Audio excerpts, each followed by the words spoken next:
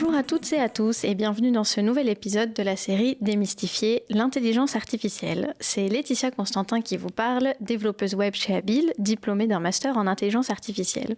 On se retrouve aujourd'hui pour parler d'un sujet que j'affectionne particulièrement puisque l'on va démystifier l'intelligence artificielle en médecine et plus précisément son rôle dans l'optimisation des processus dans le secteur médical. Pour ce faire, je suis entourée de 2 entreprises qui œuvrent dans ce secteur et vous allez vite comprendre l'intérêt et l'impact de l'IA pour notre médecine de demain.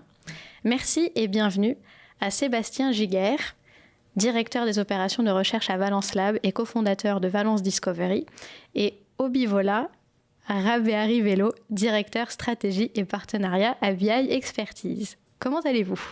Ça va très bien, merci pour l'invitation. Bonjour Laetitia, merci de m'avoir invité également. Merci à vous d'avoir accepté l'invitation. Donc à chaque fois, pour commencer, pour aider nos auditeurs un petit peu à vous cerner davantage, si on doit retenir une chose un petit peu funky sur vous, Sébastien par exemple, quel est ton passe-temps favori ? Mon passe-temps favori, c'est probablement d'essayer de nouvelles choses, mais sinon j'aime beaucoup faire du sport comme l'escalade ou le vélo montagne par exemple. Ok, et toi Obi ? Alors la réponse facile, c'est de faire comme Sébastien, de dire essayer beaucoup de nouvelles choses. La chose un peu plus originale peut-être, c'est que j'ai beaucoup d'intérêt pour l'éthologie. Donc l'étude des comportements animaux, des comportements sociaux des animaux. Okay. En particulier les chevaux, les chiens et les chats. Ok, c'est très niche. J'en avais jamais entendu parler. C'est très niche, effectivement. C'est pour ceux qui aiment les animaux. Mais c'est bien, ça veut dire que tu dois avoir un chat ou un chien ou non, même pas ? Oui, j'ai eu des chats beaucoup dans ma jeunesse, et puis des chiens aussi, et puis j'ai fait aussi de l'équitation. Ok, donc c'est pour ça peut-être que voilà. Ça aide. Et ça, est-ce que ça aide pour tout ce qui est éducation canine, ou quand tu as un chat qui est petit puis qu'il faut apprendre à éduquer, ou pas du tout ? Je pense que oui, ça peut aider un petit peu, ouais. Dans le sens où ça nous permet de prendre du recul, en fait, par rapport à nos attentes vis-à-vis des animaux. Mais après, c'est une question de patience. L'éducation, c'est une question de patience, quoi qu'il en soit. Donc, on peut être expert d'une chose et pas avoir de patience, ça ne marchera pas plus. Puis je pense que ça doit marcher pas que pour les animaux, mais aussi pour les enfants. La patience. À voir. Sébastien, peut-être. Ouais, je prends tous tes conseils, si tu veux. Tu peux venir faire des expériences chez moi, si tu veux. Avant d'entrer dans le vif du sujet, est-ce que vous pouvez vous présenter rapidement puis expliquer votre parcours ? Moi, mon parcours, en fait, a vraiment commencé, disons, après mon baccalauréat. J'ai décidé de faire un changement dans mes intérêts d'études. J'étais initialement très passionné par l'informatique, mais rapidement, j'ai réalisé que juste l'informatique telle qu'elle, ça ne me passionnait pas tant que ça. Puis quand j'ai découvert qu'on pouvait appliquer, en fait, ces sciences-là pour améliorer la santé des gens en général, ben, j'ai décidé d'un peu changer ma trajectoire puis de chercher en fait à appliquer ces technologies-là à la découverte de médicaments. Fait que j'ai fait une maîtrise puis un doctorat dans ce sujet-là, puis par la suite un postdoc à l'Université de Montréal dans un laboratoire de biologie synthétique. Puis suite à ça, en fait, j'ai rejoint la compagnie Imagia, en fait, qui est née à Montréal il y a quelques années. En fait, chez Imagia, on s'intéressait à trouver des biomarqueurs pour identifier, juste par l'imagerie, si des tumeurs expressaient différents oncogènes dans un objectif de mieux prescrire certains traitements de chimiothérapie. Puis j'ai fait 2 ans chez Imagia, puis suite à ça, j'ai décidé de cofonder Valence Discovery, qui était, il y a très longtemps, en fait, on appelait InVivo AI, on avait un ancien nom, avec d'autres collègues, Daniel Cohen, Terence Bois, puis Prudence Outossu. OK. Et de ton côté ? Moi, je viens pas du tout du monde de l'informatique, ni des technologies. J'ai un parcours en sciences sociales, en fait. En France, j'ai fait une maîtrise alors, c'est un nom très pompeux, intelligence stratégique et géoéconomie. Et ici, j'ai fait une maîtrise en études internationales. Donc, globalement, en fait, moi, ce qui m'intéresse beaucoup, c'est les enjeux complexes, plus exactement, dans un contexte international, à cause de ma formation. Mais ça m'a beaucoup amené à réfléchir sur stratégie des organisations, des entreprises. Et à la fin de mes études, une personne que je connaissais, le fondateur de BI Expertise, cherchait quelqu'un pour développer l'entreprise, pour l'aider à développer l'entreprise. Il savait que je m'intéressais à la stratégie et puis que j'aimais un peu les technologies sans être nécessairement un expert. Il m'a dit, est-ce que ça te tente? Ça payait rien. Je pouvais faire ce que je voulais, presque. Et c'est comme ça que l'aventure a commencé et que je suis arrivé dans ce monde particulier qui est celui de l'intelligence artificielle. Ok, donc finalement, 2 parcours très différents, mais on voit que vous avez quand même un gros point commun, c'est qu'à l'arrivée, l'intelligence artificielle, finalement, est l'outil indispensable qui vous permet à tous les deux de répondre à votre objectif, puisque Obi, à BX Health, vous exploitez l'IA pour prédire le taux de réussite et la durée de vie d'un organe transplanté pour une personne dans le besoin, si je ne me trompe pas. C'est à peu près ça, effectivement. Peut-être pour clarifier, parce que tantôt j'ai parlé de BI Expertise, Ouais, là on parle de BI j'allais y Excel. venir. J'allais justement Ouais. te demander Donc- c'est quoi l'entité BX Health par rapport à BI Expertise. Donc, BI Excel, en fait, c'est un projet qu'on a commencé à BI Expertise, puis sur lequel actuellement on est en train de travailler à l'essaimer, donc pour créer une structure dédiée pour la commercialisation et le développement futur, parce que le don d'organes, les transplantations, c'est une niche extrêmement particulière qui demande des ressources très spécialisées. Et c'est ça, on s'est dit qu'on allait créer une structure pour ça. Ok. Mais donc, pour répondre à ta question, effectivement, BXElf, le projet vise à utiliser les technologies d'intelligence artificielle, en particulier l'apprentissage automatique, pour améliorer les résultats du don d'organes, des transplantations sur le long terme. Ok, super. Et de ton côté, Sébastien, à Valence, vous venez appliquer l'IA plutôt pour accélérer la découverte d'un médicament, c'est ça? Comment est venue l'idée? Là, tu l'as dit un petit peu dans le sens que vous exploitiez certains procédés peut-être à Imagia, mais entre commencer à regarder puis vraiment se lancer dans l'aventure, puis vous étiez plusieurs, comment ça s'est passé se dérouler, puis on se jette à l'eau, on commence et on se dit ça va marcher, il y a plein de choses à faire dans ce domaine-là. Oui, en fait, pour moi, c'était assez naturel de faire le saut de ce que je faisais en fait chez Imagia vers ce qu'on a décidé de faire chez Valence Discovery. Parce qu'en fait, c'était mon expertise, c'est beaucoup plus proche de mon expertise à moi, travailler sur les petites molécules puis les processus biologiques que de travailler sur les images médicales. Donc, pour moi, c'était une belle opportunité de rejoindre un peu l'expertise que j'avais développée pendant mon postdoc puis pendant mon doctorat. Puis j'étais très chanceux, en fait, de rencontrer des gens qui avaient un intérêt similaire puis qui avaient aussi cette volonté de commencer une entreprise à partir de zéro. Puis donc, la décision, pour moi, elle était assez facile en ce sens, puis c'était très inspirant. Puis effectivement, ce qu'on a commencé par faire chez Valence Discovery, puis là, je parle de ce qu'on faisait peut-être il y a comme quelques années, puis on parlera plus tard de ce qu'on fait maintenant à travers Recursion. Mais l'idée, c'était de développer des technologies qui nous permettraient d'accélérer le processus de conception, puis de découverte de petites molécules thérapeutiques. Donc, il existe plusieurs méthodes de fabriquer des médicaments. Les petites molécules, c'est une des méthodes de le faire qui est la plus commune, mais il existe aussi des médicaments biologiques ou, par exemple, on a entendu parler des vaccins par ARN. Ça, c'était pas le domaine d'expertise qu'on cherchait à peaufiner, c'est vraiment les petites molécules. Ok. Et par petite molécule, c'est quoi concrètement une petite molécule? Une petite molécule, vous en avez toutes probablement appris là, quand on parle d'ibuprofène, d'acétaminophène, de Tylenol. Ces médicaments qu'on prend couramment là, en pharmacie, c'est toutes des petites molécules. La majorité du temps, quand on se fait prescrire un médicament par un médecin, c'est aussi des petites molécules. Donc, je dirais que, j'ai pas de chiffre exact en tête, là, mais probablement que 95% et plus là, des médicaments pris là, sont de ce type-là. Là. Ok, ça marche. Merci pour ces précisions. Puis maintenant qu'on vous connaît un peu plus, puis qu'on cerne un petit peu plus aussi la place de l'IA dans vos entreprises respectives, on va creuser un petit peu plus, davantage le sujet et comprendre pourquoi on parle d'IA pour optimiser les processus. Puis je trouve que le mot est ce qu'il est, mais en fait, ça permet aussi de faire avancer le domaine dans les recherches médicales, que ce soit pour la transplantation d'organes et pour les médicaments. Donc, on va commencer par étudier la façon dont l'IA répond à vos besoins et pourquoi il y a un besoin. Donc, Obi, je me tourne vers toi pour cette première question. Quel est le processus traditionnel dans la transplantation d'organes et quel est le principal challenge qu'il y a dans le domaine aujourd'hui? Ok, ouais. Je vais essayer de résumer les grandes lignes du processus parce que ce n'est pas toujours uniforme selon les juridictions.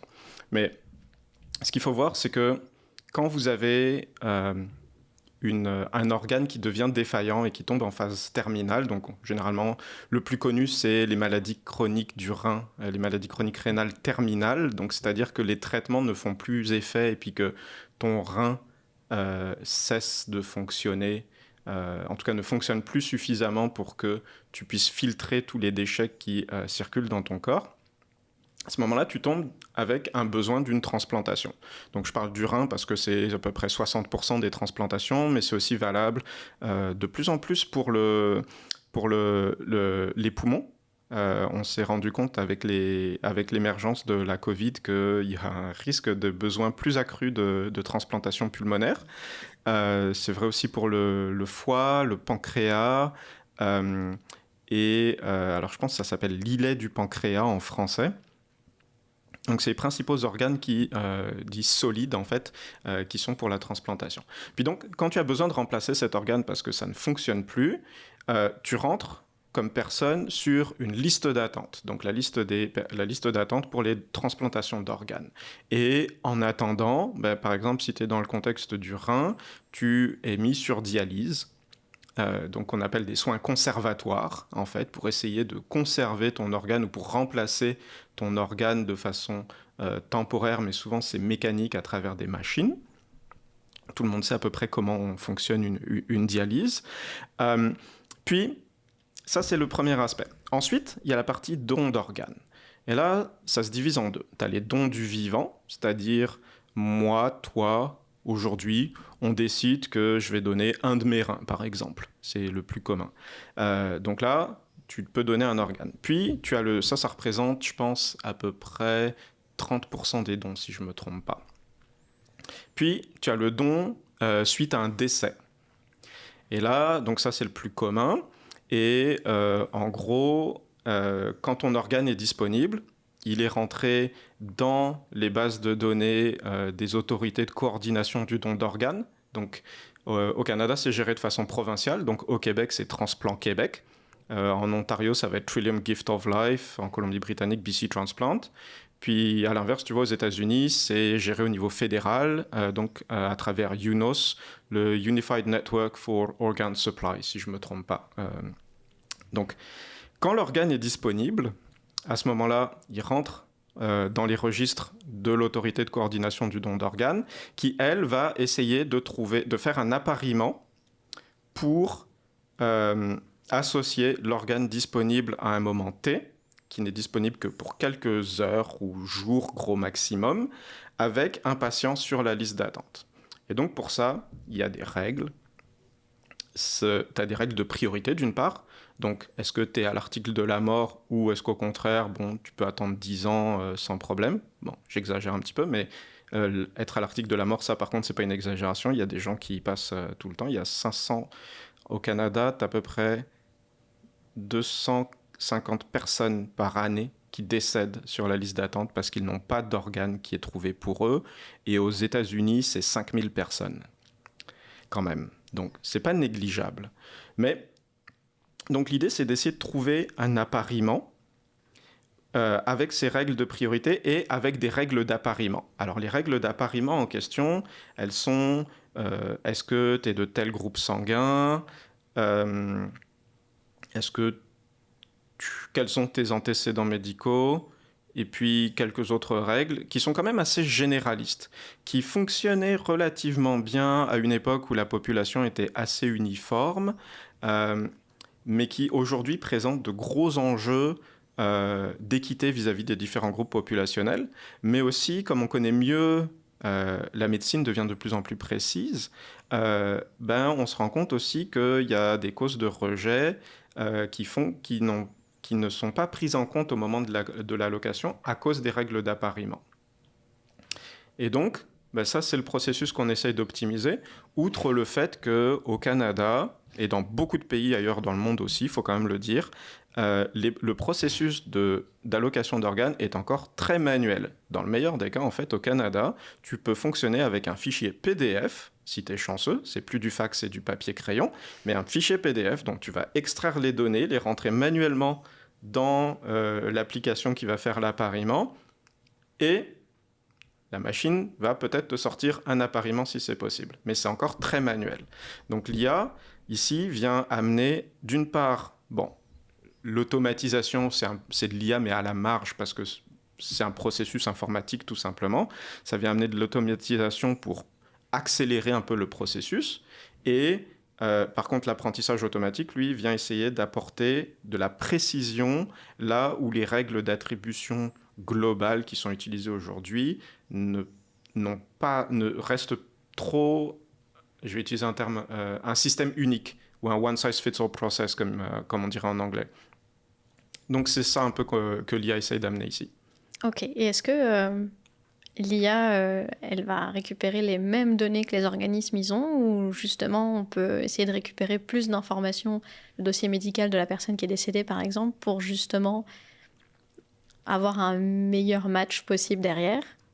Alors, la question que tu poses, il y a deux aspects. Il y a la partie comment nous on développe la solution, puis il y a la partie comment la solution peut être utilisée en opération. Donc il faut bien rappeler, nous de notre côté, donc je pense que je ne l'ai pas mis en contexte tantôt, en 2019, Santé Canada avait lancé un défi aux entreprises en IA de proposer une solution qui utilise l'IA pour améliorer le don d'organes. Donc nous, on a été sélectionnés par Santé Canada avec d'autres entreprises à l'époque pour développer une preuve de concept. Donc c'était montrer la faisabilité technique et scientifique de la chose en 6 mois en 2020. Ça, on l'avait fait.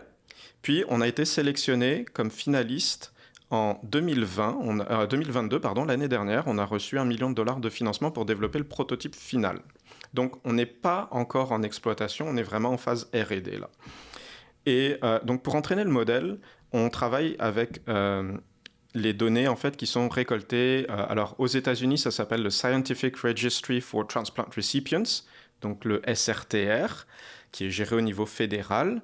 Et au Canada, on travaille avec le CORE, donc c'est le registre canadien du remplacement d'organes, donc Canadian Organ Replacement Registry. Désolé, je suis un peu plus familier avec les termes anglophones, parce que nos interlocuteurs sont souvent anglophones de ce côté-là.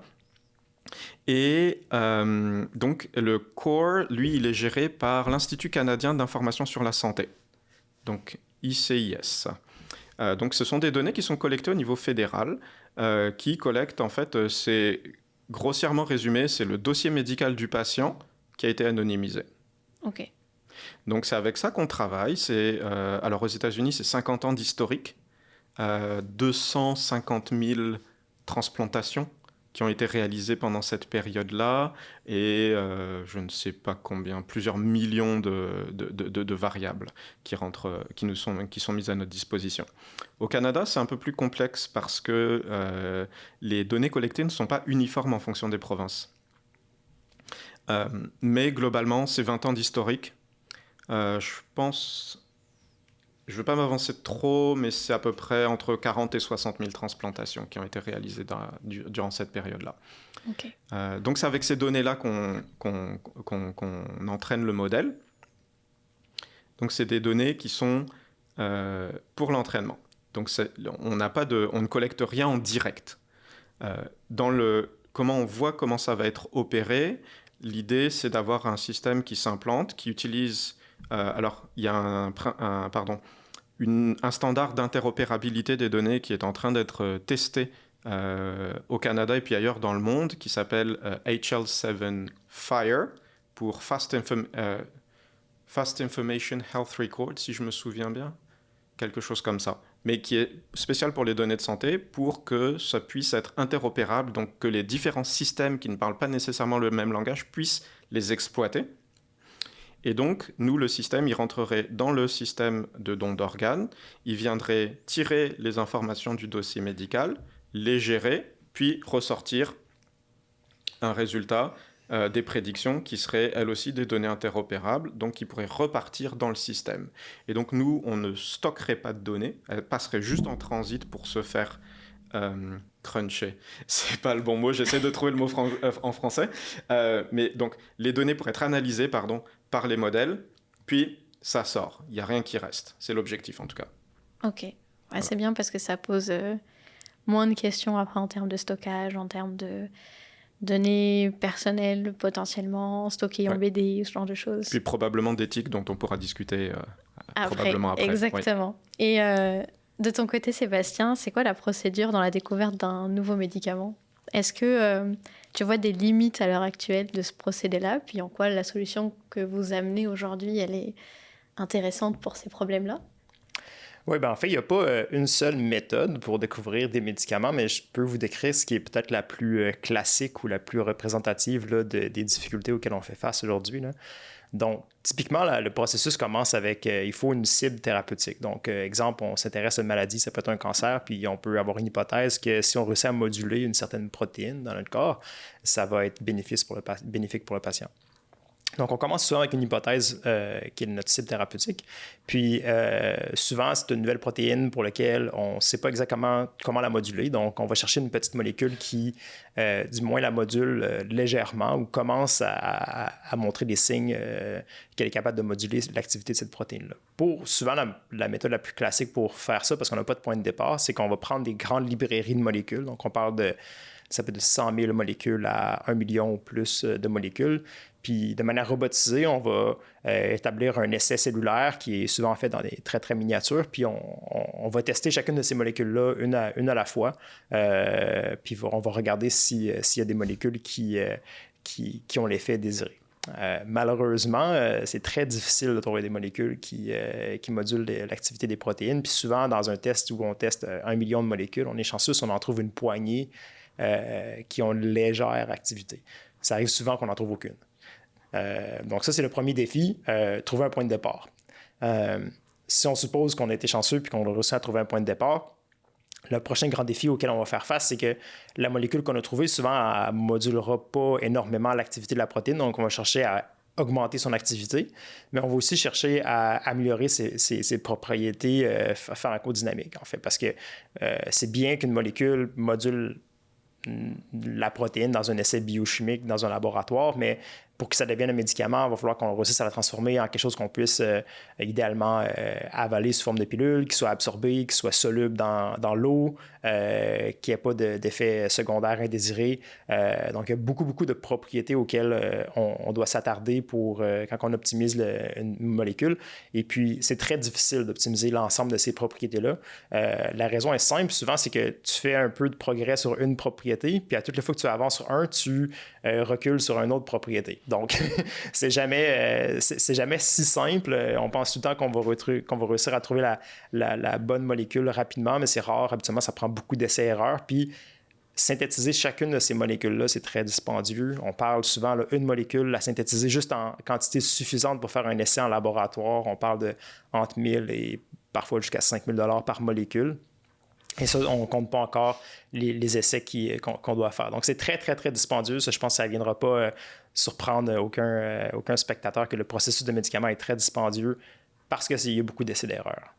Puis, en fait, c'est ici que, en fait, Valence Discovery, on voulait s'insérer, c'est dire comment est-ce qu'on peut transformer ce processus-là qui est par essai-erreur comment on peut l'informer par des méthodes prédictives. Puis nous, on favorisait l'intelligence artificielle pour qu'il y ait moins d'erreurs. En fait, c'était ça notre objectif. On ne visait pas à la perfection, on n'avait pas l'ambition, puis on sait que c'est probablement pas possible aujourd'hui de dire, OK, on va prédire la molécule qui va fonctionner dès le départ, mais si on réussit à réduire le nombre d'erreurs, ben ça va augmenter l'efficacité et la productivité du processus. Donc, c'est vraiment dans cette optique de résoudre ce problème qui, en fait, somme toute relativement simple à poser, mais assez difficile à exécuter que Valence Discovery est né là.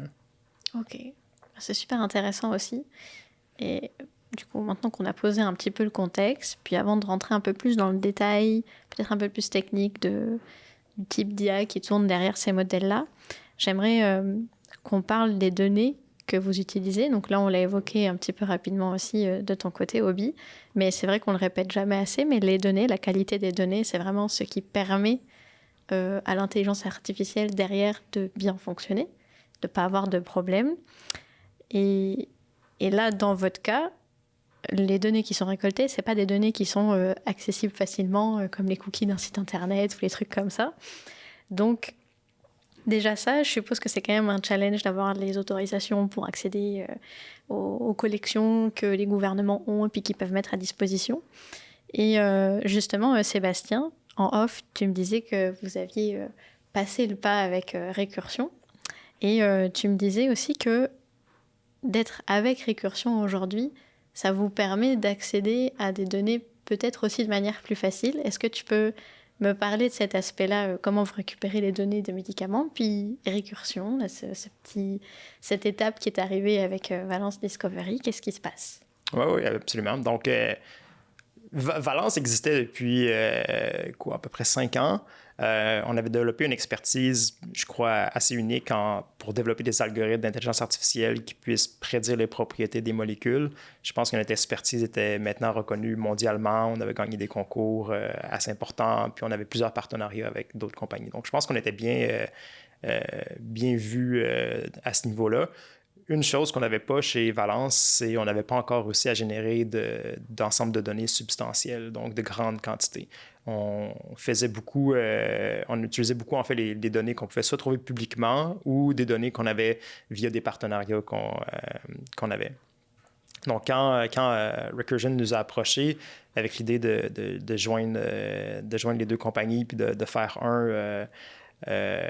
Recursion, il faut comprendre que c'est probablement sinon la compagnie biotechnologique qui a généré le plus de données au monde. Ils ont vraiment... Ça leur tenait vraiment à cœur, puis ça fait vraiment partie de leur mission d'explorer la biologie, mais de manière exhaustive. Donc, eux, ils ont investi beaucoup en automatisation, en robotisation. Puis, une de leurs missions, ou une des manières souvent qu'ils se décrivent, c'est qu'ils disent qu'ils industrialisent le processus de découverte de médicaments. Puis c'est vraiment vrai, parce que si vous allez sur leur site web, vous allez voir en fait des images, des vidéos, puis c'est vraiment le même type d'opération qu'on voit dans des usines automatisées avec des robots qui font tout, puis tout est optimisé pour faire le plus possible, en le moins de temps possible, puis générer le plus de données possible. Donc, pour nous, c'était vraiment un fit parfait dans le sens qu'on avait développé des algorithmes qui avaient besoin de données, puis il y avait la compagnie qui avait généré le plus de données qui venait nous voir. Puis on sait, tout le monde le sait, là, en intelligence artificielle, t'as beau avoir les meilleurs algorithmes, si t'as pas les données qui vont avec, tu peux pas rivaliser quelqu'un qui a beaucoup de données. Puis même si cette personne-là peut potentiellement avoir des algorithmes beaucoup moins bons, si elle a des meilleures données, elle va être meilleure que toi, malheureusement. Jusqu'à un certain point. Évidemment, tu peux te démarquer de différentes manières. Donc, nous, on croit, puis je crois encore qu'on avait les meilleurs algorithmes, puis on a rejoint Recursion pour cette raison-là, puis je crois que les prochaines années vont être très excitantes. Là, vous avez une ribambelle de données pour pouvoir... souvent, je dis jouer avec les données, mais c'est vraiment ça, finalement. Il faut regarder, éplucher, étudier, puis ça doit être vraiment intéressant comme nouveauté, même pour vous, d'avoir autant de données à étudier derrière. Oui, tout à fait. Puis en plus, une chose que je n'ai pas mentionnée, mais qui est aussi unique de Recursion, c'est qu'ils ont aussi une très belle mentalité par rapport à leurs données, puis à faire de la recherche à science ouverte. Donc, ils ont déjà mis dans le domaine public, en fait, une grande partie des données qu'ils ont générées pour que les gens puissent en bénéficier. Puis ça, c'est quelque chose qui, pour nous, venait nous chercher aussi, parce que nous-mêmes, on avait mis dans le domaine public certains des algorithmes qu'on avait développés. Pas tout, mais on reconnaissait l'impact puis le bénéfice de faire ça. Puis finalement, on voyait dans Recursion un partenaire qui partageait le même genre de valeurs, le même genre d'approche que nous. OK. Non, c'est cool. C'est win-win, finalement, comme approche. Oui, ben en fait, c'est un peu comme trouver un bon ami. Ouais. Mais c'est vrai que le point que Sébastien soulève sur cet accès aux données, travailler avec des données qui sont mises à disposition à moindre coût ou gracieusement par des organisations externes, quand tu n'es pas dans le domaine en question, puis même vous êtes dans le domaine en fait, hein, c'est hyper difficile quand tu es en IA. Et c'est ça qui est intéressant, parce que ce sont des organisations qui ne sont pas forcément les plus innovantes, mais qui ont des très bons jeux de données. Puis toi, tu es l'organisation innovante, puis tu n'as pas le jeu de données qu'il te faut nécessairement. Tu peux avoir des données limitées, mais ça ne te suffit pas. Et c'est trouver ce bon partenaire qui va faire que tu vas pouvoir travailler avec ces données-là et amener ton algorithme à résoudre le problème ou à résoudre l'enjeu que tu veux relever, le défi que tu veux relever, qui va faire que ta startup va je dirais pas réussir, mais démarrer ou pas. Puis l'accès aux données, c'est aussi un élément important pour la recherche académique. En fait, souvent, la majorité de la recherche fondamentale se fait au niveau des doctorats, post-doctorats, mais c'est plutôt rare d'avoir des instituts de recherche qui ont la capacité de générer ce type de données-là. Donc, pour Recursion, de mettre à profit, en fait, les données qu'eux ont générées pour la recherche du futur, dans le fond, les technologies que ni nous, ni personne a encore. Mais pour réussir à trouver ces technologies-là, ça va prendre des données. Puis c'est pour ça, en fait, que l'investissement est fait, là, de voir le domaine, en fait. Si on redonne pas au domaine, le domaine va pas grandir. OK, ça marche. Et je voudrais savoir maintenant un petit peu plus le type de modèle et les données qui sont envoyées. Donc, si je commence de ton côté, Obi, c'est des données qui sont récupérées qui sont plutôt de type numérique, je suppose, puisque si c'est le groupe sanguin ou... Tu me disais que c'était de l'apprentissage automatique. Alors, les données, effectivement, c'est beaucoup des données... alors, les spécialistes de l'informatique, ils appellent ça des données structurées. Globalement, c'est ça, c'est des données numériques ou alphanumériques qui sont...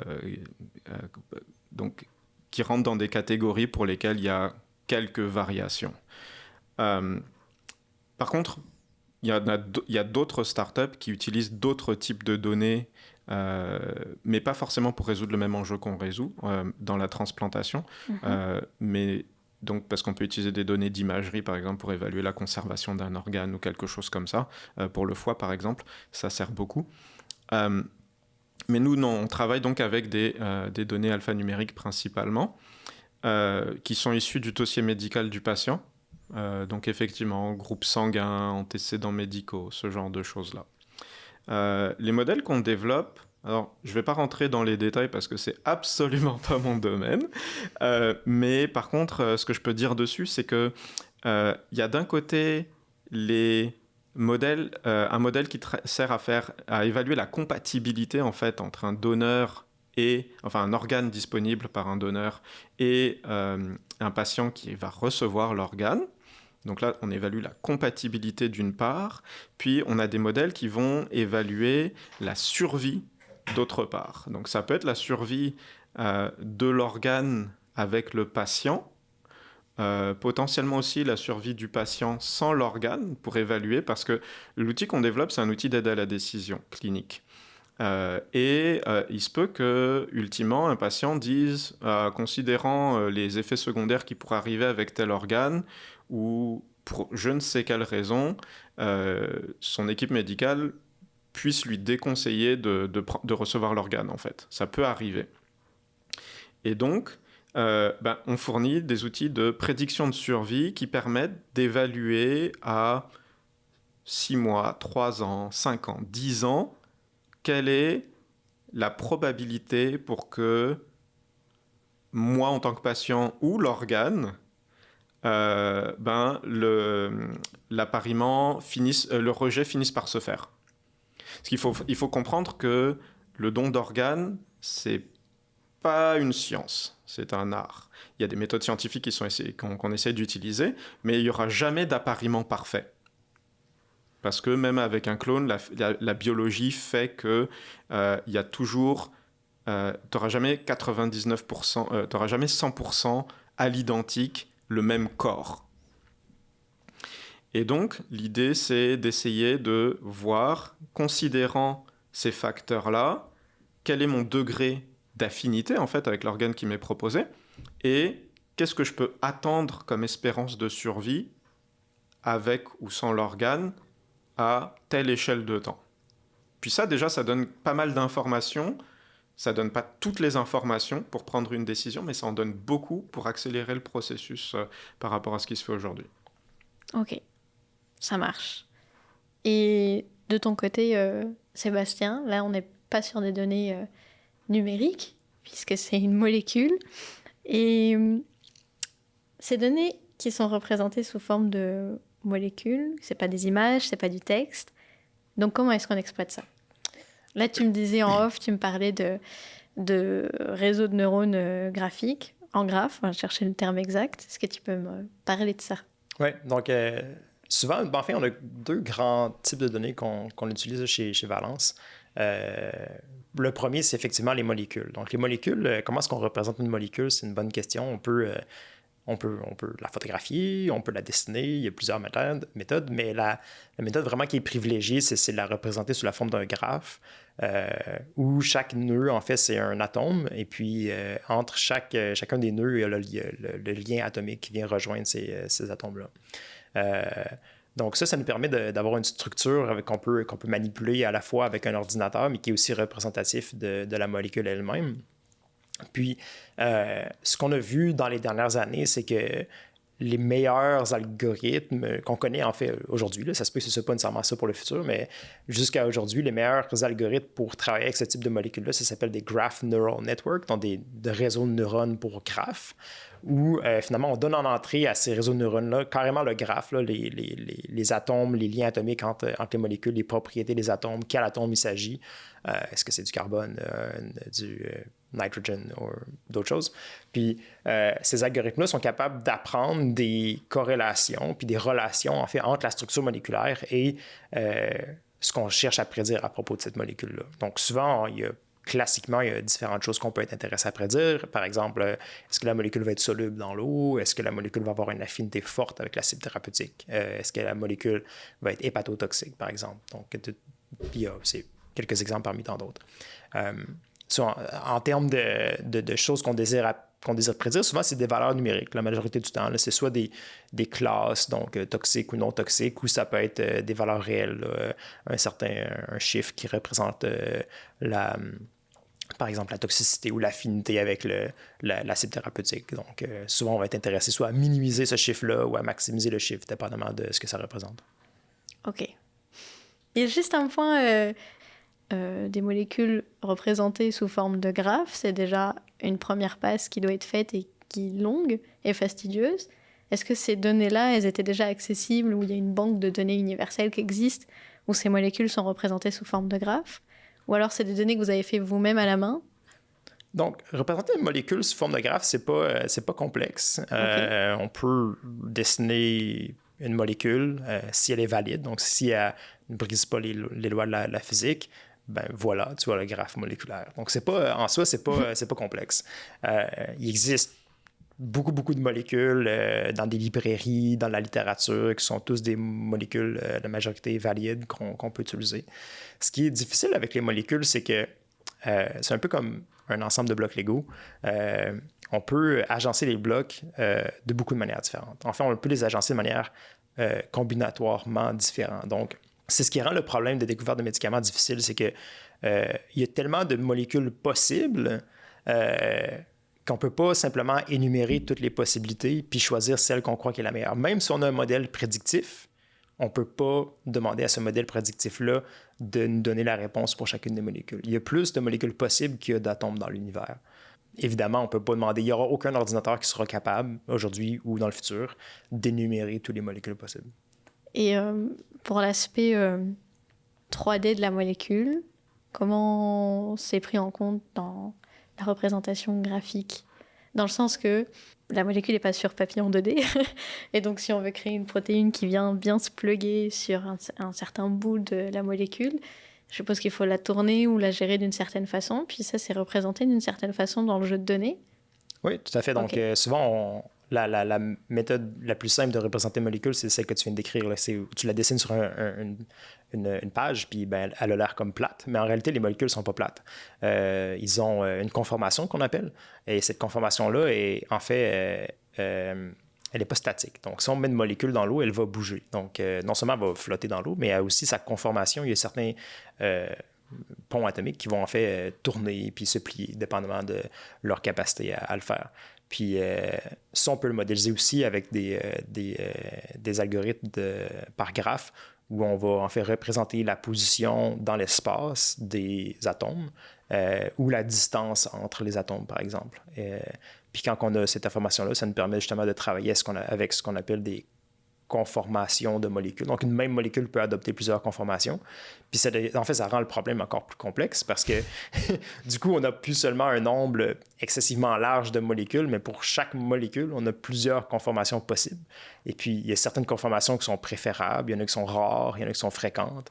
Puis, il faut prendre ça en compte dans le processus. Idéalement, ce qu'on veut, c'est trouver une molécule dont la conformation naturelle va être la bonne pour l'acide thérapeutique. Donc, on ne veut pas forcer la molécule à adopter une conformation très, très difficile pour se lier à notre acide thérapeutique. On veut que ce soit naturel, donc il y a peu d'énergie qui soit nécessaire. OK, parce que si c'est pas naturel, ça veut dire qu'après à produire, ça va être plus coûteux, plus difficile, moins stable? Non, en fait, la réponse simple, c'est que plus on doit forcer la molécule à adopter une conformation qu'elle n'aime pas pour se lier à l'acide thérapeutique, moins la liaison va être forte. Donc, la molécule, il y aura une pénalité d'énergie là, qui va être associée à cet événement-là. Et puis, ça ne rend pas l'affinité avec l'acide thérapeutique impossible, c'est juste que ça la rend moins probable. Et puis, du coup, il va falloir que tu augmentes la dose de médicaments dans le sang pour avoir la même efficacité. Ce qui est quelque chose qu'on essaie d'éviter. Donc pour continuer, après ce passage très technique où j'espère que tout le monde a eu le cerveau qu'à chauffer pendant 10 bonnes minutes, on va parler de quelque chose d'un petit peu moins technique, mais pour autant important, parce que j'aimerais aborder la question sur l'éthique.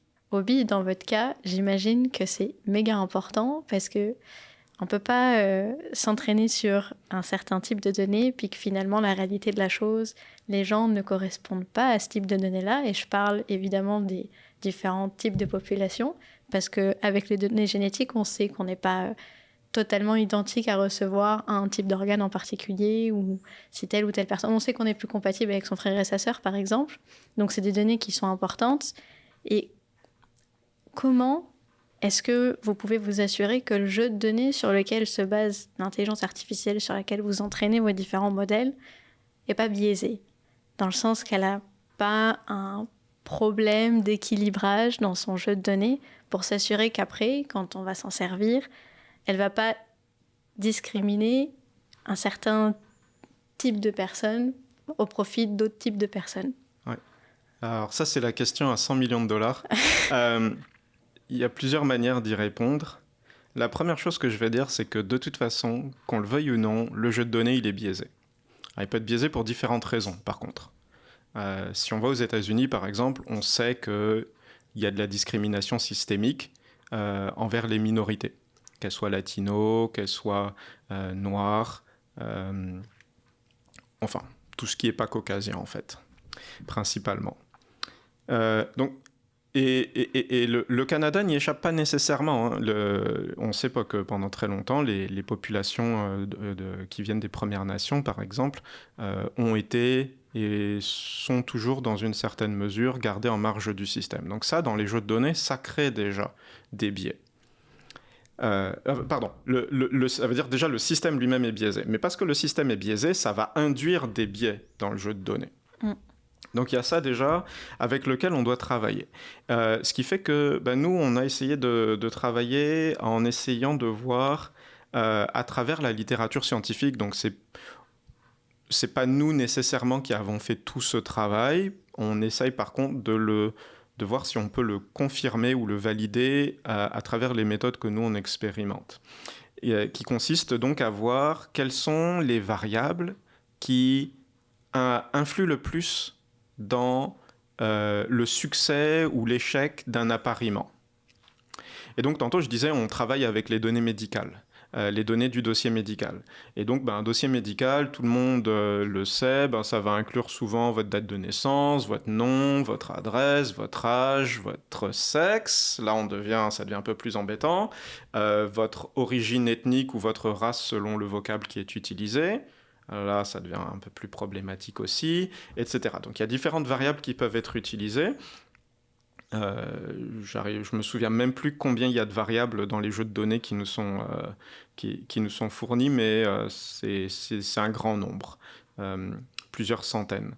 Et là, l'idée, c'est de voir est-ce que les variables qui sont susceptibles de créer de la discrimination. Donc on pense, le plus facile auquel on penserait, c'est le sexe, l'âge, l'orientation sexuelle, l'origine ethnique, etc. est-ce que ces variables ont un effet sur l'appariement? Et donc l'idée là, c'est de définir si oui ou non c'est le cas.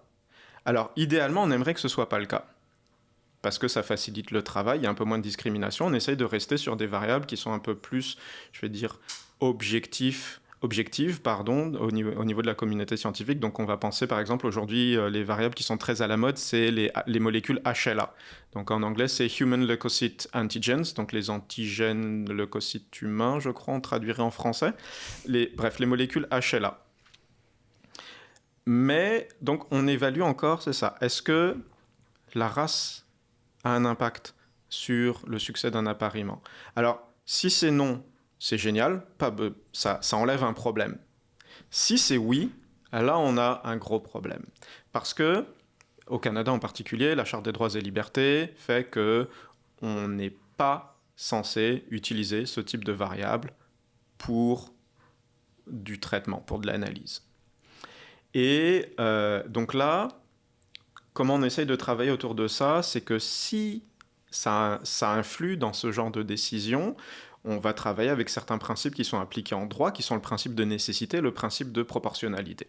Alors, nécessité, est-ce que c'est nécessaire, oui ou non? Si effectivement c'est nécessaire, c'est-à-dire que si je ne prends pas en compte cette variable, les résultats de la prédiction vont être beaucoup moins bons que si elle était incluse, alors il faut que je puisse expliquer que c'est effectivement nécessaire. Maintenant, une fois que c'est nécessaire, je sais aussi que c'est susceptible de créer de la discrimination. Qu'est-ce que je fais pour éviter que ça arrive? Alors là, il faut expliquer des processus de contre-mesures qu'on pourrait mettre en place pour limiter en fait l'effet discriminatoire que pourrait avoir cette variable dans le processus global d'appariement. Voilà. Donc ça va passer par ce que en explicabilité, on appelle l'explicabilité globale, donc qui consiste à expliquer quelle variable, de manière générale, dans le processus qu'utilise le modèle d'apprentissage automatique, influe le plus ou est critique pour que l'algorithme puisse prendre une décision ou faire une prédiction. Ça, c'est une des premières étapes. Il y a l'enjeu de l'éthique au niveau du don d'organes est beaucoup, beaucoup plus large que ça, mais si on parle juste du jeu de données et puis de l'utilisation des variables dans le jeu de données, ça, c'est des étapes qu'on doit mettre en place. Ok. Oui, je ne vais pas m'attarder sur tout le reste possible éthique autour du don et de la transplantation, mais ça, c'était ce que je voulais savoir. Puis tu as parfaitement bien répondu à ma question. Et je suppose que du côté de toi, Sébastien, les molécules n'ont pas ce problème-là d'éthique? Évidemment, les molécules, non. Donc, elles sont plutôt agnostiques à ce problème. Cependant, le processus de découverte de médicaments n'est pas complètement protégé de ce problème-là. C'est sûr que dans les premières étapes là, de découverte, quand on est plus en phase préclinique, qu'on fait des essais en laboratoire, c'est sûr que c'est un petit peu moins fréquent d'encourir ce genre de problème-là. Mais un exemple, par exemple, où il faut faire attention, souvent on va utiliser des modèles cellulaires pour étudier une maladie. Et puis, on peut entre autres faire l'utilisation de ce qu'on appelle de cellules souches qui peuvent provenir de patients, en fait. Donc, ces cellules servent à représenter la maladie qu'on étudie, mais souvent, on n'a pas la capacité financière et technique d'utiliser plusieurs cellules souches ou un ensemble de cellules souches qui représenterait une population complète. Donc, on va choisir une souche et puis c'est celle avec laquelle on va travailler puis développer nos futures molécules. Beaucoup plus tard dans le processus, on va s'intéresser à comment est-ce que des cellules qui proviennent d'une plus grande population de patients répondent à la molécule qu'on a découverte, mais c'est seulement plus tard dans le processus. Donc, l'hypothèse, souvent, c'est que, une cellule souche d'un cancer ou une cellule tirée d'un patient qui a le cancer, idéalement, si on a une hypothèse thérapeutique, ça ne devrait pas avoir un impact trop important, mais la réalité, c'est que ça a tout le temps un faible impact, le contexte cellulaire. Il y a toujours plein de choses qu'on ne connaît pas à propos de la maladie qu'on étudie qui pourraient influencer le médicament. Donc, ça se pourrait, par exemple, que si c'est une cellule souche de patients caucasiens, la molécule fonctionne mieux dans cette population-là parce que c'est dans ce contexte-là qu'elle a été étudiée. Mais donc, pour faire un résumé, on essaie de faire des thérapies qui sont le plus universelles possible, mais on n'est pas non plus à l'abri des dangers, là, souvent des simplifications qu'on fait pour rendre le processus possible.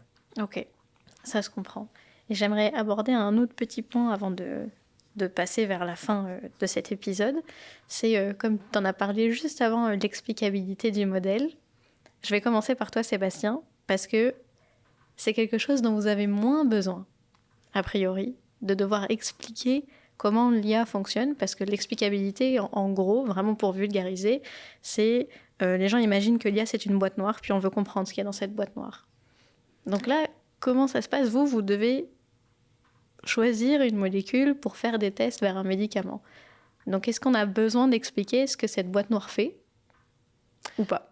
Oui, ça dépend des cas, en fait. Je dirais que quand on s'intéresse vraiment à optimiser une molécule, avoir l'explicabilité, ce serait comme un bonus. Ce serait intéressant de l'avoir. Ça nous permettrait de mieux comprendre le processus qu'on essaie de moduler. Évidemment, ce serait bénéfique d'un point de vue scientifique de l'avoir. C'est pas nécessaire dans l'optique que souvent, on va chercher à avoir l'explicabilité des modèles pour convaincre les personnes qui les utilisent. Donc, par exemple, si on cherche à travailler avec des chimistes médicinaux, ils vont être intéressés à savoir pourquoi on suggère telle modification à la molécule avant de la faire. Donc, ça a un impact, mais on peut s'en passer dans ce sens-là. Par contre, il y a d'autres domaines d'application de l'intelligence artificielle à la découverte de médicaments, ou plutôt ce qu'on cherche à faire, plutôt qu'avoir l'explicabilité, ce serait plus l'aspect causal. Donc souvent, si on était capable de savoir qu'est-ce qui cause quelque chose, plutôt que qu'est-ce qui est corrélé avec un phénomène, ce serait très, très intéressant parce que souvent, la biologie, c'est une science qui est encore très peu comprise, donc il y a beaucoup de choses qu'on comprend mal. Donc si on était capable d'avoir des algorithmes qui à la fois nous informaient sur... qui nous donnaient des prédictions qui sont précises, mais en plus, était capable de nous dire OK, cette prédiction-là, elle est possible, puis elle est causée par tel facteur. Et bien là, ça nous aiderait beaucoup à comprendre la biologie derrière, puis à poser des meilleures hypothèses, à faire avancer la science, puis potentiellement à adresser notre problème thérapeutique d'une meilleure manière. Là. Est-ce qu'on pourrait utiliser de l'IA pour être capable de trouver le lien de causalité ou... Oui, tout à fait. C'est un domaine de recherche très, très actif. C'est très difficile. Okay. La réalité, c'est ça, c'est que la recherche de prédiction causale, c'est un domaine de recherche auquel les gens se penchent depuis plusieurs années. Malheureusement, c'est un domaine très, très difficile, mais je pense que nous, on a des très bons chercheurs à l'intérieur de Valence Lab là, qui cherchent très fort à trouver des méthodes pour le faire. Puis je pense que dans les prochaines années, peut-être qu'on va avoir des belles avancées à ce niveau-là. OK. Écoute, on espère tous, je pense, dans le sens que ça va servir beaucoup de monde si vous êtes capable de le faire. Et de ton côté, Obi, donc tu disais que l'explicabilité pour vous, là, dans un premier temps, c'est d'être capable d'expliquer qu'on utilise telle ou telle donnée pour réussir à avoir une bonne prédiction ou un bon appareillage. Est-ce que... Appareillement, oui. Est-ce que forcément ça a un impact hyper important pour, après auprès des médecins, pouvoir vendre la solution, puis dire tu peux avoir confiance en ce qu'on te propose, puis ça va pas prendre la décision évidemment, c'est à toi de le faire. En revanche, on peut vraiment se baser dessus. Je suppose que là, l'explicabilité, elle est ultra importante dans ce sens-là. Elle est cruciale. Peut-être avant de répondre à cette question, tantôt Sébastien a mentionné, on essaye de développer une solution qui est universelle pour la découverte du médicament. Tantôt on parlait des biais dans les jeux de données. J'ai oublié de mentionner un point par rapport à l'enjeu éthique aussi. C'est que nous, il faut voir notre solution, on aimerait qu'elle soit universelle. Malheureusement, effectivement, ça dépend de avec quelles données elles ont été entraînées. Or, les populations, par exemple, si je prends la population du Canada, ça n'est pas la population du Japon. Donc, on ne pourrait pas juste développer notre solution au Canada, puis dire « bah, on va aller commercialiser au Japon ». On pourrait, mais il y a une question éthique derrière. Et là, ce qu'il faut faire, c'est que ça va demander... à chaque fois qu'on a une nouvelle géographie, de travailler avec les jeux de données locaux pour pouvoir affiner le modèle pour qu'il soit efficace pour cette population-là aussi. Donc, en gros, il y a un cumul d'apprentissage qui se fait avec les différentes populations avec lesquelles on pourrait travailler.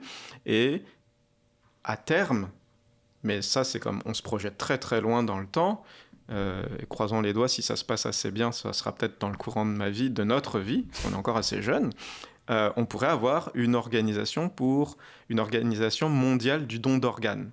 Un peu comme il existe une organisation mondiale du don de moelle, qui existe depuis 1993, je crois, quelque chose comme ça. Malheureusement, on n'en est pas encore là, parce que c'est ça, les populations d'un pays à un autre sont différentes, et ça demande qu'on réentraîne notre solution à chaque fois qu'on va arriver dans une nouvelle juridiction, une nouvelle géographie, pour qu'elle soit adaptée à cette population-là. Donc, parenthèse fermée, je reviens à la question originelle. Effectivement, nous, l'explicabilité, c'est crucial, en fait. D'une part, parce que c'est susceptible. Certains médecins pourraient croire que ça remet en cause toute leur expertise. Admettons qu'ils essayent quand même de dire « Ok, moi, je veux bien tester la solution, mais il faut que je comprenne en quoi elle est meilleure que moi. » Si je me fais l'avocat du diable. Et donc, pour ça, il faut qu'on puisse l'expliquer. Alors, il y a les médecins d'un côté, mais peut-être et encore plus important, je pense, il y a les patients. Parce que, et c'est là où l'explicabilité est cruciale, c'est que c'est un enjeu on vient sauver des vies avec le don d'organes. C'est des gens qui en ont besoin pour pouvoir vivre, pas juste une vie confortable, mais pour pouvoir continuer à vivre, tout simplement. Et donc, aujourd'hui, les patients, la philosophie, la doctrine en don d'organes, c'est que la décision soit partagée. C'est-à-dire que le patient participe avec son médecin dans la prise de décision. Le patient ou sa famille, parce que le patient n'est pas toujours, malheureusement, en état de pouvoir prendre ce type de décision. Et donc, il faut pouvoir expliquer de façon simple à des gens qui n'ont pas nécessairement une littératie médicale approfondie comment le modèle explique la prédiction qu'il propose. Et autant, effectivement, quand il y a énormément de variables, ça rend l'explication très complexe. Mais par contre, on a plus de personnalisation. À l'inverse, si on utilise très peu de variables, l'explication est un petit peu plus simple. Mais par contre, la performance de la prédiction est peut-être un peu moins bonne. Et là, l'enjeu, il est de trouver d'abord le juste milieu et ensuite de pouvoir expliquer. Donc, tantôt, j'ai parlé de l'explicabilité globale. Donc, quelles sont les variables qui, dans le fonctionnement du modèle, l'aident à prendre sa décision ou à faire sa prédiction. Mais il y a aussi la partie peut-être la plus importante, l'explicabilité locale. C'est-à-dire pour tel appariement, donc Obi aujourd'hui donne un organe qui est compatible avec Sébastien, allez on va vous prendre tous les deux, avec Sébastien et Laetitia, ça donne pas tout à fait la même prédiction. Puis, il faut... Alors, c'est pas un cas concret, ça se passe pas comme ça dans la réalité, mais c'est parce que je vais m'en servir pour expliquer l'explicabilité locale. Il faut comprendre pourquoi, d'une part, le résultat n'est pas le même, et pourquoi ils vous proposent tous les deux malgré tout, avec de bons résultats. Et là, l'explicabilité locale, elle va permettre de dire, pour Sébastien, je prédis une compatibilité de je ne sais quoi. Allez, 79%, avec un taux de survie à 5 ans de 69%. Par contre, pour Laetitia, il y a une prédiction de compatibilité de 80%, avec un taux de survie, pas de chance pour toi, à 5 ans de 20%. Les deux, vous pourriez en bénéficier, malgré tout. Mais, qu'est-ce qui explique ces différences-là ? Bon, c'est sûr, il y a votre biologie. Mais le modèle peut aussi expliquer pourquoi il a sorti ces résultats-là pour chacun de vos cas. Et donc ça, il faut pouvoir l'expliquer. Alors, la question après, c'est là où nous, on essaye de travailler avec une approche qui est centrée sur les utilisateurs, c'est-à-dire que, est-ce qu'on va mener prochainement des ateliers avec des patients pour voir avec eux, est-ce que d'un point de vue expérience utilisateur, moi, en tant que patient, je veux vraiment savoir pourquoi on m'a donné cette prédiction-là. Parce que d'un point de vue scientifique, l'explicabilité, c'est super. Ça permet d'y voir clair, ça permet de comprendre. Par contre, quand t'es pas scientifique, quand c'est ta vie qui est au bout de la ligne, savoir que oui, il y a une bonne nouvelle, mais non, pas de chance, il y a aussi plein d'autres mauvaises nouvelles qui viennent avec, parce que ce qu'on ne dit pas toujours, c'est que une transplantation, ça vient avec beaucoup de contraintes qui viennent derrière, des immunosuppresseurs, des effets secondaires, du travail pour Sébastien par la suite, etc. Mais est-ce que tu as vraiment envie de savoir tous ces détails au moment où on va te proposer l'organe? C'est une question qui se pose et nous, on estime, et là, il y a une question d'éthique, on estime que c'est important qu'on connaisse aussi la vie de patients potentiels qui sont soit déjà passés par là, soit qui vont y passer, ou le tout venant qui est un jour susceptible d'y passer, parce qu'il faut savoir qu'on a 5 fois plus de chances d'avoir besoin d'un organe que d'effectivement en donner un. Donc, c'est pas négligeable. Et donc, nous, on veut savoir, est-ce que cette explicabilité, si quand on développe notre interface, vous, en tant que patient, vous voulez la comprendre ou pas? C'est une bonne question. La question peut se poser, d'autant plus que tantôt, je parlais des effets secondaires. Aujourd'hui, on fait des prédictions sur quel va être votre taux de survie à X nombre d'années, mais aujourd'hui, il y a aussi des chercheurs, alors là, on est dans la recherche vraiment de pointe, qui travaillent à développer des modèles pour potentiellement prédire quels effets secondaires vous allez développer et quand. Ça veut dire, est-ce que vous allez développer du diabète? Est-ce que vous allez développer un cancer? Est-ce que votre organe va défaillir pour X raisons? Ça, on est déjà en train de le faire. Mais combiner tout ça, finalement, ce qu'on me dit, c'est est-ce que tu veux choisir entre la peste et le choléra? Qui a envie de choisir ça? Qui a envie de connaître autant d'informations? Tu sais, en gros, je pense qu'on est tous de cette génération-là, dans la matrice, est-ce que tu choisis entre la pilule bleue et la pilule rouge, au fond? L'aspect intéressant excuse-moi, je sais pas. Pardon. Tu sais que la pilule peut t'apporter quelque chose de bien, mais par contre, tu sais pas qu'est-ce qui arrive derrière. Voilà, c'est ça. Et donc, il y a des gens qui voudraient savoir, il y a des gens qui veulent pas. Puis nous, là, ce qu'on essaie de voir, c'est quelle est la proportion pour qu'on puisse quand même prendre une décision pour avancer au moins, quitte à, par la suite, revenir dessus. Mais bon, voilà. Pardon, Sébastien, tu voulais dire? Je veux dire que souvent, l'explicabilité vient à un coût, puis les gens ne le réalisent peut-être pas, mais souvent, les algorithmes qui peuvent donner une certaine explication à leurs prédictions ne sont pas nécessairement les algorithmes les plus précis. Donc, une question intéressante pour les patients, selon moi, c'est si vous avez 2 méthodes qui peuvent vous suggérer un organe ou même 2 méthodes qui peuvent vous suggérer des molécules, est-ce que vous désirez la méthode qui est la plus précise, mais qui ne vous donnera pas d'explication, ou la méthode qui est un petit peu moins précise, mais qui vous donne une explication? Je pense que quand les gens comprennent vraiment le prix, en fait, qu'il faut payer pour avoir l'explication aujourd'hui, je pense que les gens vont être peut-être changer un petit peu leur perception par rapport à est-ce que c'est vraiment important pour eux d'avoir une explication. Puis souvent, les explications que les algorithmes, en tout cas à ce jour, de machine learning ou d'intelligence artificielle, les explications qu'ils nous donnent ne sont pas encore tout à fait robustes et souvent, elles ne sont pas nécessairement causales non plus. Donc, l'explication va être plutôt comme une corrélation. Donc, il y a une corrélation entre tel marqueur génétique et, par exemple, le succès d'un transplant ou une corrélation entre tel groupement fonctionnel de seule molécule et son efficacité. Mais la corrélation ne nous informe pas nécessairement sur la cause. Je pense aussi, les gens aussi avec ce que, en fait, moi, j'observe dans le domaine, là, c'est que plus l'acceptation de l'intelligence artificielle est élevée, plus elle avance. Puis si on le voit d'année en année, ça augmente.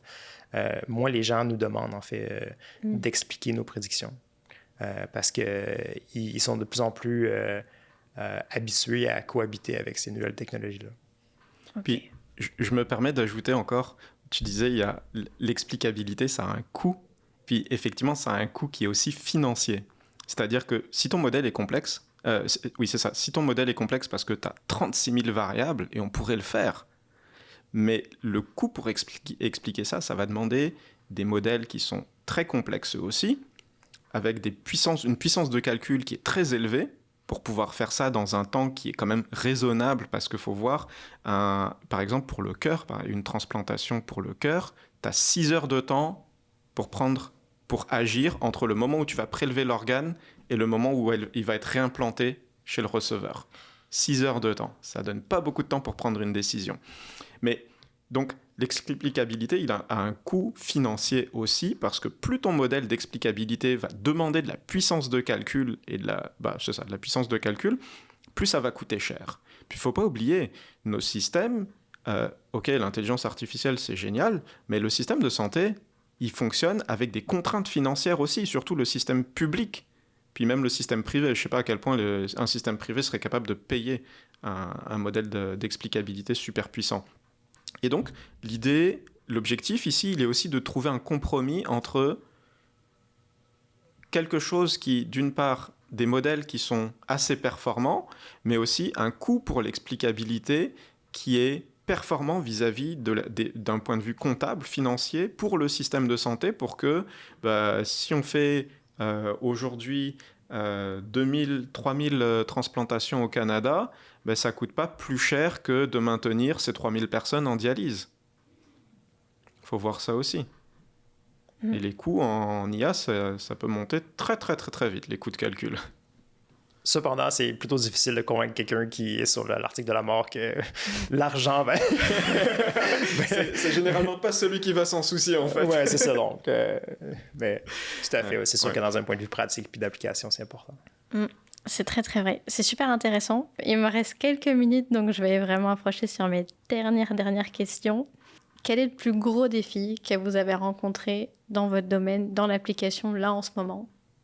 Moi, je dirais que dans notre domaine, le plus gros défi qu'on a rencontré, c'était l'accès aux données, là, qui souvent sont très, très bien gardées, propriétaires, très dispendieux à générer.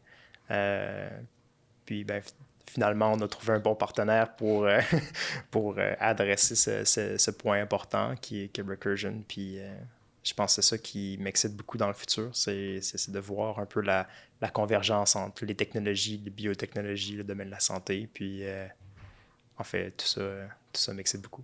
OK. Et de ton côté, Obi? Nous, on a 2 gros défis. Je vais passer par d'abord le plus simple, c'est celui d'accéder aux autorités de coordination du don d'organes, qui sont des organismes assez fermés pour la plupart, parfois pour des raisons légitimes, et parfois on peut questionner pourquoi. Parce que en fait, ce qu'on voulait, c'était rentrer en contact avec eux pour faire un développement avec une approche centrée sur les utilisateurs, donc entre autres les personnes responsables de la coordination du don d'organes. Ça, c'est un des premiers défis qu'on a rencontrés et puis qu'on a du mal à résoudre. Le deuxième défi, c'est l'accès aux chercheurs. Étonnamment, parce que en fait, le monde du don d'organes est un monde qui est très petit.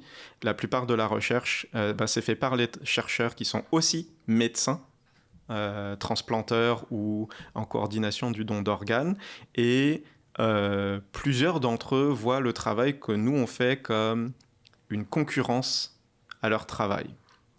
Or, en tout cas en ce qui me concerne, c'est peut-être une erreur de perspective, considérant que le milieu de la recherche, son travail, c'est de faire de la recherche, et nous, notre objectif en tant qu'entreprise, il est d'amener les recherches sur le marché.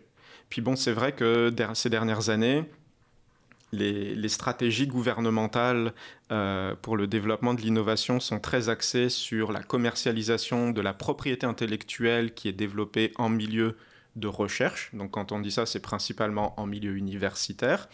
Et ça fait que ça vient un peu créer quelques blocages. Et donc c'est assez difficile de rentrer en contact avec des chercheurs qui veulent collaborer avec nous pour faire avancer la solution.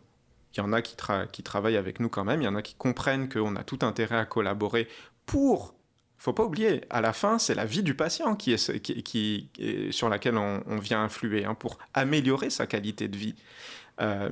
Mais il y a des chercheurs qui comprennent ça, et puis il y en a d'autres qui restent quand même bloqués sur oui, moi je fais de la recherche qui fait à peu près la même chose que vous, mais nos échelles de temps ne sont pas du tout les mêmes. Nous, notre objectif, il est de commercialiser le plus rapidement possible, dans des conditions qui sont quand même raisonnables, on s'entend, respecter les cadres légaux, la vie privée des gens, etc. Notre objectif, il n'est pas de faire comme OpenAI et d'envoyer notre solution en bêta grand public. Mais les chercheurs, eux, leur échelle de temps, elle est plus à 10-15 ans pour que leur recherche arrive à donner des résultats concrets. Et donc, faut essayer on travaille à réconcilier ces aspects-là. Ça marche. Et quelle est la prochaine étape de ça alors? Pour nous? Ouais. Wow. Alors en février 2024, on va livrer notre prototype à Santé Canada. Ok. Après ça, c'est les essais cliniques. Puis je mentionnais tantôt, donc notre projet BXself, en fait, on essaye de l'excuber, de l'essaimer, donc créer une structure dédiée. Et là, un des principaux défis sur lequel je travaille présentement, c'est d'essayer de lever des fonds pour consolider l'équipe qui a travaillé sur le projet et donc structurer une organisation qui va être dédiée à la commercialisation et à la future R&D pour la transplantation et le don d'organes. Puis l'enjeu ici, c'est qu'on essaye de trouver des investisseurs qui sont patients. Alors souvent, ce n'est pas des investisseurs en capital de risque, donc des investisseurs qui sont patients, des investisseurs qui sont à l'aise avec l'IA et l'IA en santé d'autre part. Et puis comme le don d'organes, c'est coordonné au niveau gouvernemental, des investisseurs qui sont aussi à l'aise avec le processus d'approvisionnement public, donc c'est ça, d'appel d'offres. Et donc ça crée beaucoup d'obstacles pour les investisseurs. Donc là, on essaie de trouver ça, mais il faut voir aussi que l'avantage derrière, pour un investisseur qui accepterait le pari, c'est que c'est quand même un marché qui est très oligopolistique, où les barrières à l'entrée sont particulièrement élevées.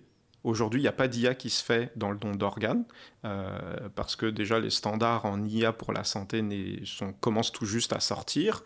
Et donc, il n'y a pas beaucoup de concurrents et c'est très très difficile de se faire sa place. C'est déjà très difficile de se faire sa place en IA tout court, parce que c'est quand même des expertises très spécialisées, et je pense que Sébastien pourra concourir là-dessus.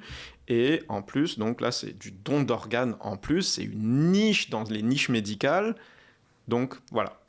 Okay. Mais le principal défi, donc trouver des investisseurs prochainement. Beau défi. Et de votre côté, Sébastien, maintenant que la fusion est faite avec Récursion, c'est quoi la prochaine étape? Oui, on a fait la fusion. Depuis quand même quelques petites annonces. Là, on a annoncé un partenariat avec NVIDIA, là, qui est comme le plus grand fabricant de processeurs pour, entre autres, faire de l'intelligence artificielle. Et puis, la semaine dernière, on a annoncé pendant une conférence en machine learning, le lancement officiel de Valence Lab, qui est le nouveau nom qu'on va donner à Valence à Montréal. Et puis, avec ce lancement-là, on décrit un peu notre vision sur ce que va devenir l'équipe de Montréal. Puis ce qu'on veut, ce qu'on vise à être, c'est un centre de recherche semi-indépendant de Recursion, où on se concentre vraiment sur faire de la recherche pour avoir des impacts à long terme. Une recherche qui va être aussi faite de manière relativement ouverte. Donc, on vise à publier les résultats de nos recherches, nos algorithmes et continuer à faire avancer le domaine de l'intelligence artificielle en développement de médicaments en général. Parce qu'on croit que c'est un domaine qui a beaucoup d'avenir, mais on est très humble par rapport au fait qu'on n'est pas encore tout à fait rendu là où on aimerait tous être rendus. Donc, les prochaines étapes pour nous, ça va être de grossir l'équipe à Montréal, de continuer à faire du travail de recherche. Puis, je pense que si les gens sont intéressés par ce qu'on fait, vous pouvez nous retrouver sur valencelab.com, nous suivre sur Twitter ou sur LinkedIn. On a plein de belles choses à annoncer dans les prochains mois, mais j'en dirai pas plus pour le moment. Je vais garder le suspense. Il faut donc vous suivre pour suivre ce qui va se passer derrière. Eh bien, c'est super. Puis on touche à sa fin. Donc encore merci beaucoup Sébastien et Obi pour votre venue. J'espère que ceux qui nous écoutent ont appris aussi beaucoup de choses. En tout cas, moi, ça a été le cas. Évidemment, si vous avez des questions, des remarques, commentaires, ou que vous aimeriez même qu'on parle d'un sujet particulier autour de l'IA, faites-le nous savoir en commentaire sur les différents réseaux où le podcast est publié. N'hésitez pas non plus à partager l'épisode autour de vous. Merci beaucoup et à bientôt.